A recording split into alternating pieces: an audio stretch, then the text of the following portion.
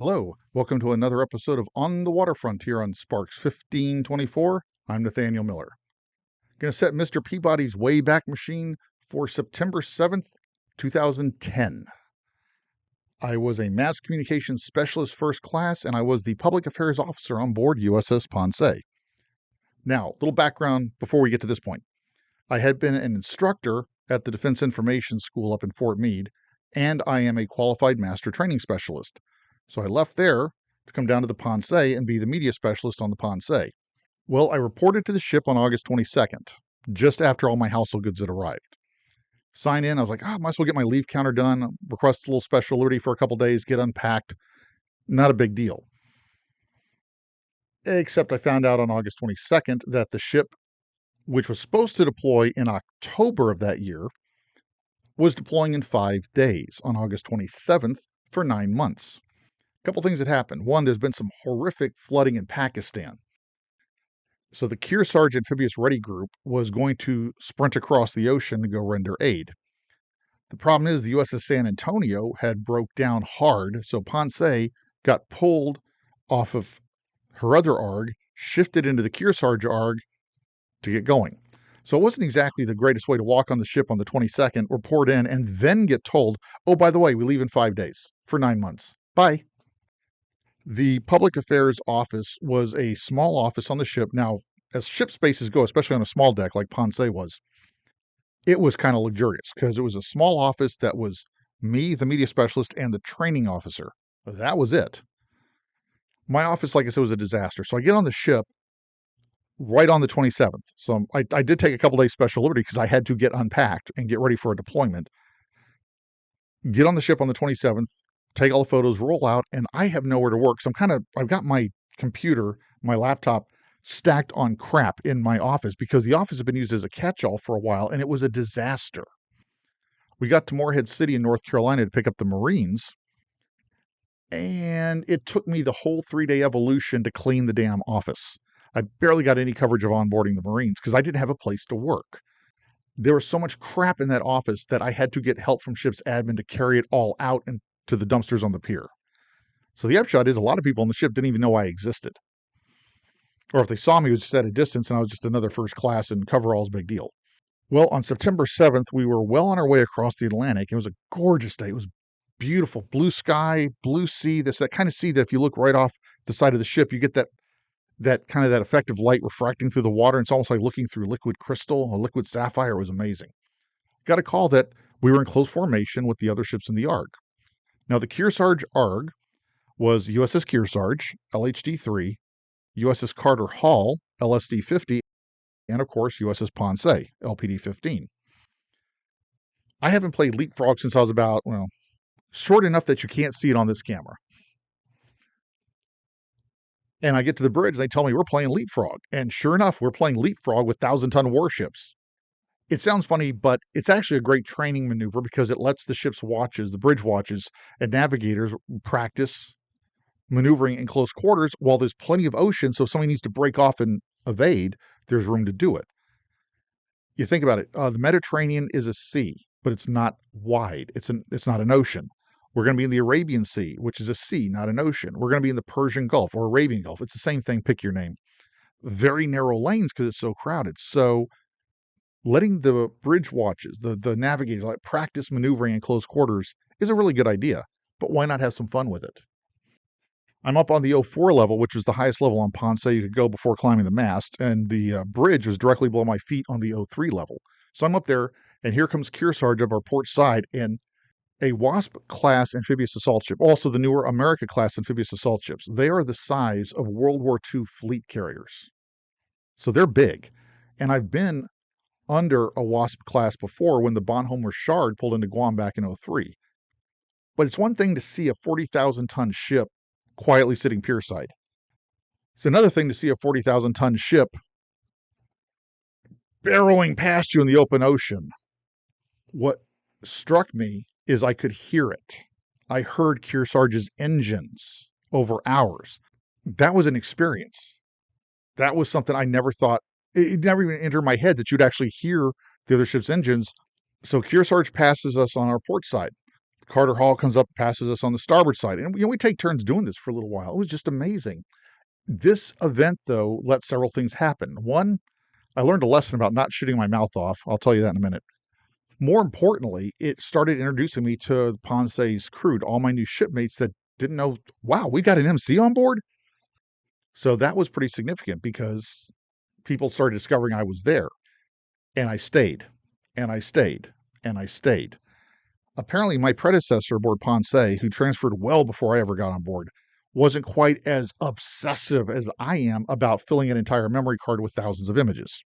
Back in the day of film, we would come out with bags of film, pop a 24 or 36 in the camera, whatever, shoot, take it out, pop another roll in, shoot, but you still got to develop it all, and it's still somewhat limited. You may have a few hundred shots available.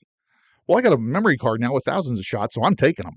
So my work ethic right there really struck people, which was great because that's their first impression of me since they discovered I was on board and had been on board for a week, over a week, actually. Of course, it also had a lot of work. I ended up working 3 shifts that whole deployment, morning and afternoon like everybody else. And then I had to work a 3rd shift at night when I sorted all my imagery and my stories, wrote everything, edited everything, and got it submitted up to the bridge to the captain or XO so they could have their final eyes on it before it goes out the door. Okay, so what does any of this have to do with me shooting my mouth off? Well, if you read any of my writing, especially my, I just did it. I do this all the time. That is a painting of Makapu Lighthouse in Oahu. And I'm looking at my own monitor right now to make sure I'm pointing the right way. That is the Accidental Detective logo, the logo of my mystery series. If you read any of my fiction, it's not just my main character, Isaac Shepard. I'm a pretty snarky guy. I love snarky, dry, sarcastic humor. So I'm up on the bridge, or excuse me, I was on the bridge. I was out on one of the bridge wings with Captain Crone. And we used to joke that Captain Crone had the most famous smile in the United States Navy. He also had a great laugh, more of a booming laugh than I have. But we were talking about just the evolution. He was explaining to me the practical aspects of it, how it is good training and experience for the nav teams, the helmsmen, the people who have to steer the ship and make sure we don't hit things. It was a great time. And at that point, Carter Hall was surging past us on the starboard side. And the captain mentioned that, we're passing each other, but we're doing it at high speed. So all of us are near max speed anyway. And then we put on that little extra burst, to make our individual leaps forward. I laughed and said, it was great because Ponce, I told him, it's like, wow, this just makes me think of a dump truck just barreling down the interstate highway. And Captain Crone stopped and just looked at me. The most deadest of deadpan expressions. It didn't even occur to me that the ship's captain might not appreciate hearing his vessel called a dump truck. I started planning my imminent retirement right then. Fortunately, Captain Crone was pulling my leg a little bit. He started laughing. He thought that was a great description of Ponce, the way she maneuvered. The ship's effectively a dump truck. So we did share a really good laugh about it. I got a memory which actually did play into a scene in the opening of my first novel, Proud Lion, the first of the Accidental Detective series, where Isaac Shepard, the scene in question, Isaac Shepard, years later, he's retired, he goes back and visits Ponce at the boneyard. But that description of the dump truck made it into that book, partly because I remembered it so well, because for just a minute, I thought my captain was going to kill me. Some sea stories are epic tales of war and adventure. Other sea stories are full of human drama. You have the ship in distress being rescued by the Coast Guard or other civilian vessels. Some sea stories are just pretty days at sea where you're just practicing maneuvers, watching the ships in your own group just zoop, zoop, zoop. And yes, zoop is a technical term. This was one of those. But it was a very significant day for me because this was the event that first started really introducing me to my new shipmates and letting them know we have a mass communication specialist on board, and he's also good.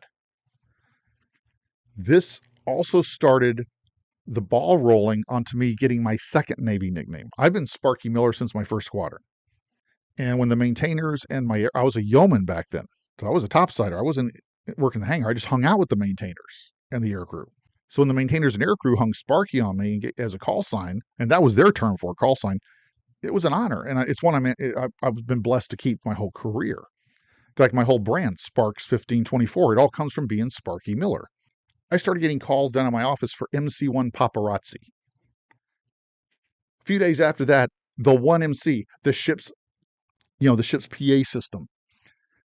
I guess they called the office and I wasn't there, and I get over the 1MC, MC-1 paparazzi, grab your camera and report to the bridge. The MC-1 paparazzi was so well received by everybody that through 4 commanding officers, if the captain called me to the bridge or wanted me called to the bridge, or anybody wanted me called to the bridge, it was even money whether the person picking up the 1MC would say MC-1 Miller or MC-1 paparazzi. All that began by playing Leapfrog with a bunch of warships. If you enjoyed this video, I would ask you to hit that little like button down below. It does help out with the algorithm so people can find it. If you like what I do, please hit that little subscribe button down below. I do get out, I try to do programming once a week, but I'm in the middle of editing and formatting my 4th novel, Lionfish, for publication in April, and I started writing my 5th novel, Northwest Ordnance. So there's a lot going on. So right now I'm only doing programming twice a month, maybe more if something comes up. But I do get something out regularly. If you have any comments, or if you're an old Ponce sailor and you want to share a sea story of your own, leave a comment here. Or if you want to check out my written blog, which is linked below in the description, you read a little more about this story there, and you can also leave a comment there. I would love to hear your sea stories. Thank you for your time. I hope you have a great week. I hope you have a great weekend coming up. Until we meet again, always remember, go and do great things and have a great Navy day.